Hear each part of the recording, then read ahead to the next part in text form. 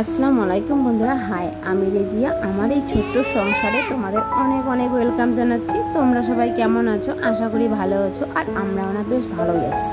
তো আজকে তো ঈদের দিন, তো ঈদের সবাইকে শুভকামনা জানাচ্ছি, আর সবার ঈদটাই যেন ভালো করে কাটুক আর কি। তো সবাইকে ঈদ মোবারক। তো সকাল সকাল এত বৃষ্টি হয়েছে, তোমাদের দাদাভাই কিন্তু এসে কি বলে নামাজ পড়ে চলে এসেছে। পুচকুসুনও দেখছো জামা পরে রেডি, আর আমিও না এই জামাটা পরলাম। তো পরে প্রথম দিন আজকে এটা তো আগে ঈদে পরি নাই, তো এইটা ঈদে পরলাম, আর এই ঈদে পরার কথাই ছিল।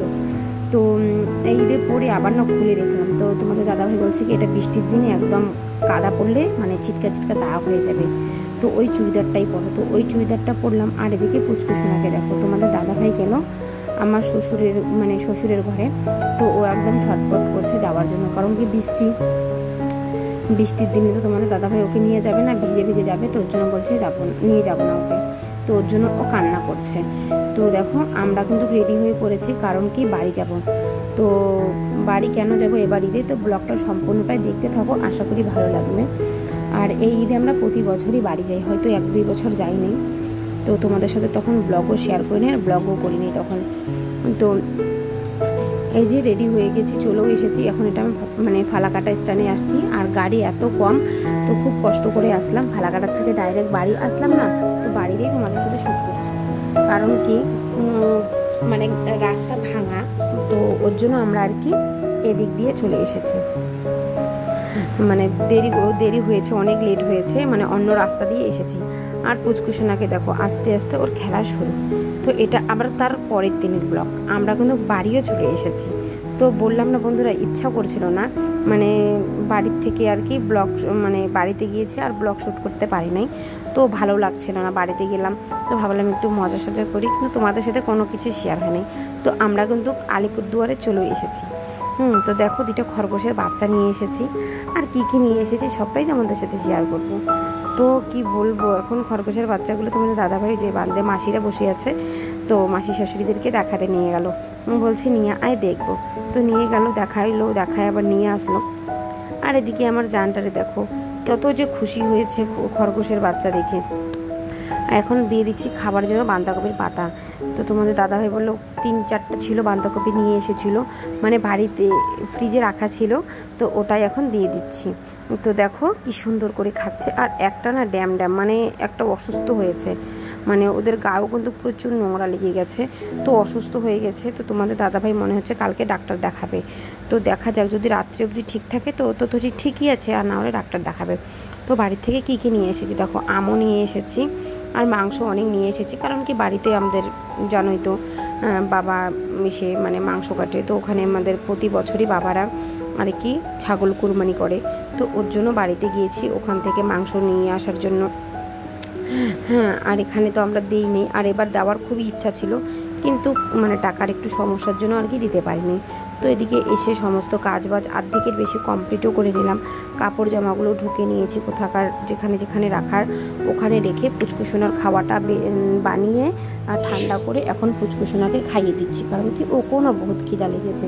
ও কিন্তু ভাত খেয়ে দুপুরে ভাত খেয়েছিল 1টার সময়, ওই খাওয়া ঘুমিয়েছিল, ঘুম থেকে উঠিয়ে ওকে নিয়ে এসেছি।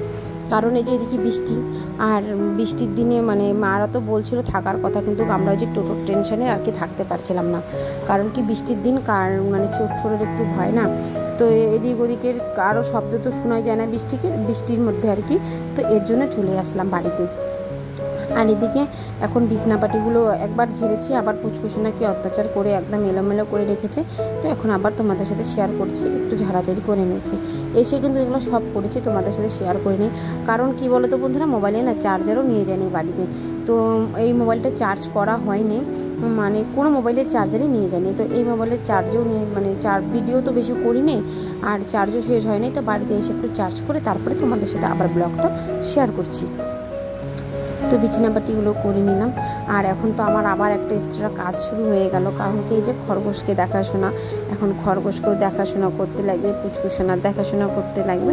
তো দেখো পুচকুসোনার কাম, ওই ঘর থেকে বালতি তো খালি ছিল, ওই বালতি তারপরে আবার মগ ঠক সব নিয়ে এসেছে এই ঘরে, কারণ কি জল তো ছিল না। তো ওই যে এখন এগুলা নিয়ে এসে এখন আমার কাজটা আবার বাড়িয়ে দিল আর কি। তো এখন আবার এগুলা সব নিয়ে যায় রেখে দেব। তো খুব দুষ্টামি করে, তোমরা তো জানাই ওর দুষ্টামি। আর মৌ আপু জিজ্ঞাসা করেছিল যে ওর টিউমারটা কই হয়েছে। তো দিদি, ওর টিউমারটা হয়েছে তোমার হচ্ছে কানের সাইডে। তো ডাক্তার দেখিয়েছি, ডাক্তার বলেছে ওটা কমে যাবে, কিন্তু আল্লাহর দোয়াতে ওকে যে ওষুধ খাওয়াচ্ছি না, তো মাশাআল্লাহ কমেই যাচ্ছে, আর অল্প অল্প আছে। তো দেখা যাক, এই মাসটা খাইয়ে, ওষুধ তো দিয়েছে ওকে, তো বলেছে খাইয়ে হয়তো কমে যেতে পারে। তো মনে হয় কমিয়ে যাবে। তো যদি কমে গেলে তাও তো তোমাদের সাথে শেয়ার করবোই, কিন্তু মনে হচ্ছে না, অনেকটাই কমে যাচ্ছে আর কি। তো কমে যাবে। আর এদিকে আমি ঘরঝাড়ু করছি। তো তোমাদের দাদাভাই একটু আটা মাখবে আর কি। তো আটাটা মেখে নেব তোমাদের দাদাভাই ততক্ষণে, আর আমি এদিকে একটু ঘরটা ঝাড়ু করে নিচ্ছি।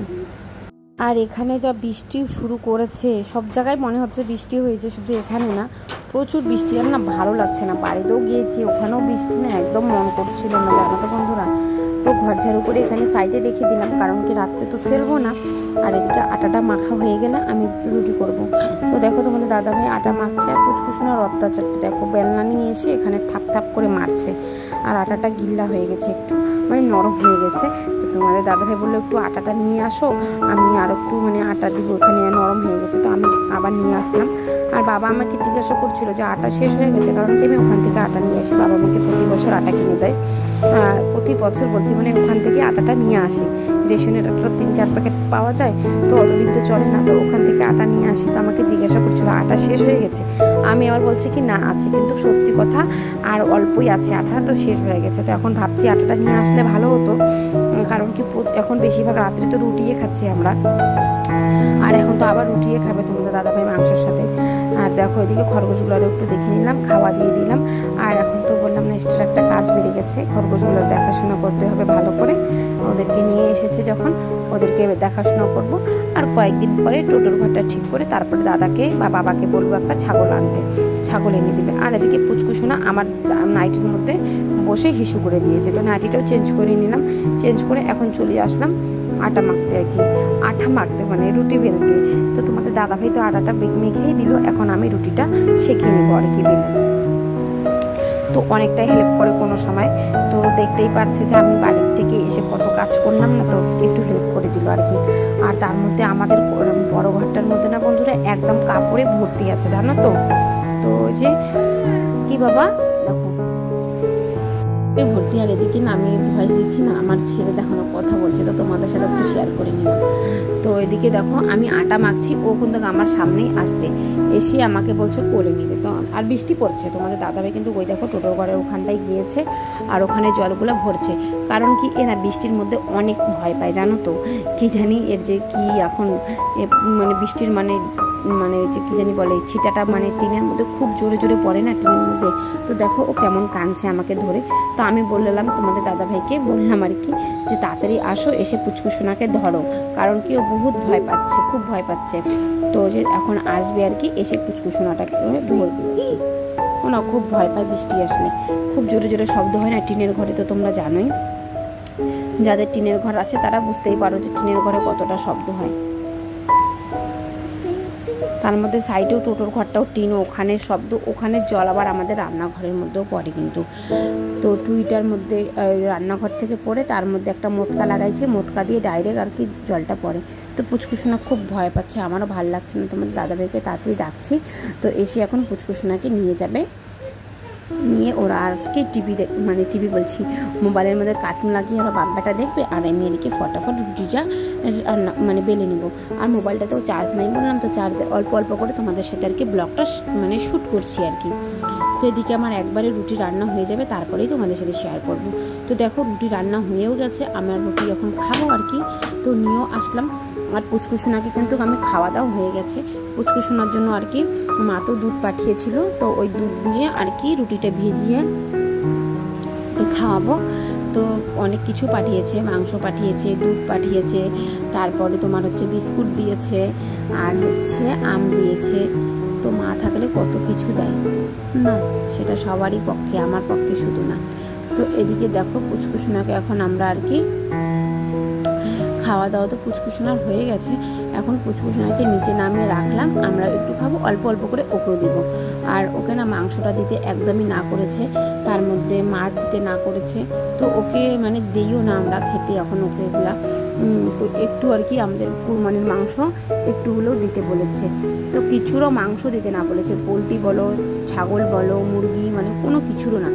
তো একটু আর কি খাসির মাংসের মেটে ছিল, বাবা ওর জন্য দিয়েছে, তো অল্প ওকে একটু মানে মুখে চাখিয়ে দিলাম, কারণ কি কুরবানির মাংস খেতেই লাগে, তো ওকে খাইয়ে দিলাম আর কি। আর এখন আমরা খাওয়া দাওয়াটা করে নেব। খাওয়া দাওয়াটা করে তারপরে বিছানাপাটি করে আর কি ব্রাশ করে ঘুমিয়ে পড়বো, কারণ কি মাংস খেলে না ব্রাশ করতেই লাগে, নাহলে একদম দাঁতের ফাঁকে আটকে থাকে, আমার একদম পছন্দ লাগে না। তো ওই যে খাওয়া দাওয়া করে ব্রাশ ট্রাশ করে আর কি ঘুমিয়ে পড়বো। আর এই যে তোমার হচ্ছে রুটিটা আজকে না পরোটা করিনি, কারণ কি তোমাদের দাদাভাইয়ের গ্যাস হয়ে গেছে, ওখানে পোলা মাংস খেয়েছে, তো গ্যাস হয়ে গেছে, তো আমাকে বলছে কি তাহলে শুধু সাদা রুটিটাই করো, তো আমি সাদা রুটিও করে দিলাম, আর না হলে তো পরোটা খায়। ওই যে খাসির তেলের যে চর্বিটা দিয়ে পরোটা খুব টেস্ট লাগে। একটা মানে দিদি আর কি, দিদি না সরি বৌদি, তো ও বলছিল যে ও মানে তেল গলিয়ে রেখেছে, তো হ্যাঁ তোমরা খেয়ে দেখবা কতটা টেস্ট হয়, খুব টেস্ট দেখবা, একবার খেলে না মুখে লেগেই থাকবে। তো এবার আমি আনতে ভুলে গিয়েছি, আর বাড়িতে বাবাদেরকে বলিও নাই, বলতেও ভুলে গিয়েছি, আনতেও ভুলে গিয়েছি, এমনটা হয়েছে। ওনাকে অল্প অল্প করে দিচ্ছি আর আমরাও খাচ্ছি। তো বন্ধুরা ভিডিওটা না আমি বেশি বড় করব না, এখানেই শেষ করছি। যদি ভালো লাগে তো দুদিনের ব্লগ মিলে আজকে একটা ব্লগ করলাম, যদি ভালো লাগে তাহলে লাইক শেয়ার অ্যান্ড সাবস্ক্রাইব করে আমার পাশে তোমরা এভাবেই থেকো, আমাকে একটু সাপোর্ট করে বাড়ির সকলকে নিয়ে ভালো থেকো, সুস্থ থেকো। আর ব্লগটা যদি বেশি একটু ভালো লাগে তো মানে একটু চ্যানেলটা তোমরা শেয়ার করে দিও। আজকের জন্য টাটা, গুড নাইট, সুস্থ থেকো।